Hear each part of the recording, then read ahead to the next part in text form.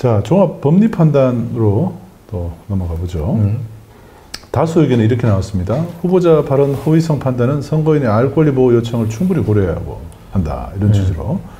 구체적으로 보면 후보자의 어떤 표현이 허위사실 공표에 해당하는지를 판단할 때는 후보자의 정치적 표현, 특히 의견과 사상의 영역에 속하는 정치적 표현이 과도하게 제한되지 않도록 유의하면서도 공정한 선거를 통하여 보호하고자 하는 선거인의 알 권리와 그의 바탕을 둔 선거권 등 선거인이 국민으로서 가지는 헌법상의 기본권의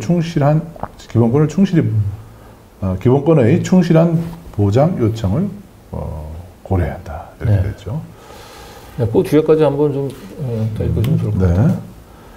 표현의 의미는 후보자 개인이나 법원이 아닌 선거인의 관점에서 해석하여야 하고 어느 정도의 허위사실이 후보자의 표현의 자유라는 이름 아래 용인될 수는 있을지는 그 허위사실이 선거인의 공정한 판단에 영향을 미치는 정도에 따라 판단한 것도 이러한 고려의 결과입니다.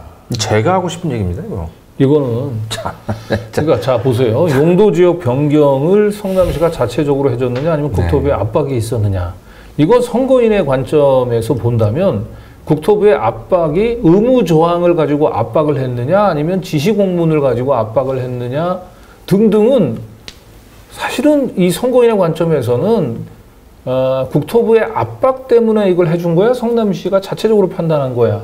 이것만 관심이 있는 거지 그걸 의무 조항을 가지고 압박했는지 여부는 전문가의 관점이에요. 그건 일반 선거인의 관점이 아니고 우리 저 조희대 대법원장 똑똑히 들으세요. 이건 본인의 판단이 이건 맞아요. 이건 난 동의할 수 있어요. 그러니까 일반 선거인의 관점에서 보게 되면 수도 없이 많은 지시 공문이 왔고 의무 조항 요구 외에도 요구가 없었다 하더라도 그러면 이 정도가 되면 성남시가 이거는 자체적으로 해주고 싶어서 해준 것이 아니고 중앙정부의 압박 때문에 어쩔 수 없이 부득이하게 변경해 준 것이다라고 하는 인상을 받을 수밖에 없죠. 그거는 허위사실이 아니에요. 여러 가지 사실이 비춰봤을 때 그냥 그렇게 받아들이는 거예요. 그리고 이재명 대표는 그런 취지로 설명을 한 것이고 선거인의 관점에서 봤을 때 이재명 대표는 하등 허위사실을 얘기한 게 아닙니다. 너무나 안타까워요. 그리고 뭐 우리가 이제 잘 이렇게 이전 건 이제 좀 너무 시일이 지나서 자꾸 간과하는데 이미 선거인들은 이 사건에 대한 판단을 내렸어요. 그 당시 대선에서.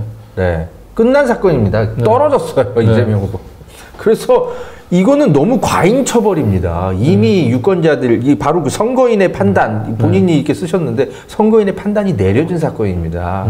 근데 이런 것들을 가지고 또 한 번 또 대법원에서 또 한 번 이런 식으로 과잉 처벌하는 것이 이게 법의 형평성에 맞는 것인지 당연히 또 생각해 볼 수밖에 없고요. 왜냐하면 공직선거법 사건이니까. 그러니까 후보자 개인의 관점보다는 선거인의 관점을 우선한다라고 하는 대학 원칙에는 동의하고 그렇지만 후보자 입장에서도 부당한 정치적 공격에 대해서는 정확하게 자신의 억울함을 하소연할 수 있는 기회는 제공이 돼야 되는 겁니다. 용도지역 변경은 바로 직전 서울시 국정감사에서 오세훈이 얘기했던 대로 그냥 민간업자로부터 무슨 뇌물이나 받아 처먹고 로비를 받아가지고 그냥 그 민간업자한테 특혜를 베풀었다는 그런 정치적인 마타도가 행해지고 있는 가운데서 이것은 성남시가 자체적으로 해주고 싶어서 해준 게 아니고 국토부의 압박 때문에 어쩔 수 없이 해준 거라고 하는 것은 후보인으로서 당연히 그런 정치적인 마타도에서 억울한 부분들에 대해서 해명을 할 수 있는 그런 권리가 있는 거예요. 자, 이에 대해서 반대 의견 보시겠습니다. 발언의 의미를 확정한 후에 허위성을 판단한 다수 의견은 기존 판례와 배치된다는 겁니다. 자, 골프 발언과 백현동 발언의 의미를 확정하고 그 허위성을 판단하는 다수 의견의 방식은 선례에서 제시한 방식이나 이를 기반으로 한 다수 의견의 새로운 법리에도 부합하지 않는 방식입니다. 다수 의견이 제시한 법률들을 바탕으로 각 발언의 의미를 확정하고 허위성을 판단하면 두 발언은 모두 허위사실 공표에 해당한다는 점에 관한 범죄의 증명이 부족하여 무죄입니다. 이게 지난해 10월달 정읍군수 그 선거에서 나와 관련된 대법원 판결 취지를 다시 한번 환기시키고 있는 겁니다. 지금 그 당시 정읍군수 판결에 있어서는 장소와 시점이 다른 여러 개의 발언들을 하나로 합쳐서 그 발언의 전체적인 취지를 먼저 확정을 짓고 그 발언이 허위냐라고를 판단하지 말고 개개의 발언들 낱낱으로 나눠서 그 발언이 허위 사실인지 여부를 판단해 달라는 것인데, 결과적으로 이 용도 지역 변경 같은 것만 놓고 보더라도 이재명 대표의 발언은 의무조항에 따른 압박이 있었지만 저항을 했고, 그러나 그 뒤에 계속되는 국토부의 지시공문 등 이런 법률적 요구에 따라 어쩔 수 없이 해줬다. 이 발언들을 나눠서 개개 발언들을 놓고 보면 이건 하나도 허위성이 없어요. 그런데 이걸 검찰은 뭉뚱그려가지고 전체적인 취지를 먼저 자기네가 규정을 하고, 자기네가 이렇게 임의로 규정한 부분들로 발언의 의미를 한정한 다음에 그 발언이 과연 사실이냐 아니냐 이렇게 판단해 갔단 말이에요. 이거는 작년 10월에 대법원에서 했던 자신들의 판례를 스스로 지금 배치하고 있다. 그러네요. 이제 그런 걸 지적하고 있는 겁니다. 네, 정확하게 꼬집었습니다. 네. 자, 그리고 다수 의견은 검사의 기소 편의주의와 결합, 법원의 정치적 중립을 심각하게 해칠 수 있다. 아주 중요한 지적입니다. 네. 대법원이 이러한 선례의 방향성에 역행하여 허위사실 공표죄 적용 범위를 넓히는 해석 방향으로 취하는 것은 정치적 표현의 자유와 공론의 장에 규제의 칼을 들이밀음으로써 민주주의 발전의 역사를 후퇴시키는 퇴행적인 발상이 될 수 있습니다. 특히 이와 같은 해석 방식이 검사의 기소 편의주의와 결합할 경우 민주주의 정치와 법원의 정치적 중립성에 가해지는 위험은 심각할 수 있습니다.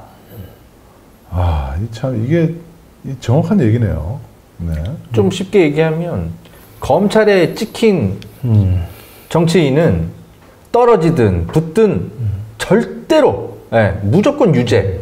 검찰이 후보도 결정할 수 있고 당선자도 결정할 수 있고 설사 낙선하더라도 차기 후보에 나가지도 못하게 만들 수 있고 검찰이 정치를 농락할 수 있고 법원까지 좌지우지할 수 있다. 이 얘기하는 겁니다. 그럼 그게 민주주의냐? 이 얘기하는 거예요. 쉽게 얘기하면. 네, 그렇죠. 법원이 자기네들 마음대로 법원과 또 검찰이 손을 잡으면은 어떤 정치인들도 해칠 수 있는. 네.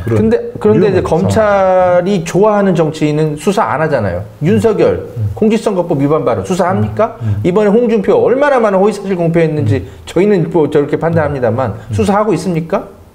검찰에 유리한 검찰이 좋아하는 정치인은 수사도 안 하고 공직선거법 위반으로 뭐 기소될 일도 없고, 근데 검찰에 대항하거나 검찰 개혁을 외치는 정치인은 끝까지 물고 뜯어가지고 공직선거법 위반으로 기소하고, 그러면은 어떻게 민주주의 사회에서 검찰에 계속 농락당할 수 있다. 지금 저 얘기하는 겁니다. 저게 말은 좀 어렵게 써 있지만.